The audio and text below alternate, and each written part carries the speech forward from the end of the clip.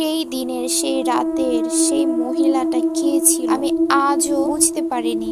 সে কি আসলে মানুষ ছিল নাকি অন্য কিছু। আসসালামু আলাইকুম এভরিওয়ান, সবাই কেমন আছেন? আশা করি সবাই ভালো আছেন, আমিও ভালো আছি।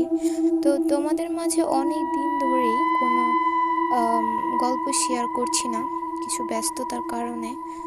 তো আজকে ভাবলাম একটা গল্প শেয়ার করি, আশা করি ভালো লাগবে। আমি একজন ইউনিভার্সিটির স্টুডেন্ট। সেপ্টেম্বরের মাঝামাঝি আমার সেমিস্টারের পরীক্ষা শুরু হয়। সে সময়ে এক ঘটনায় আমার লাইফ পুরো উল্টো হয়ে গেল। সেপ্টেম্বরের মাঝপথে প্রতিদিনের মতোই সেই দিনও আমি মাগরিবের পর টিউশন থেকে ফিরছিলাম।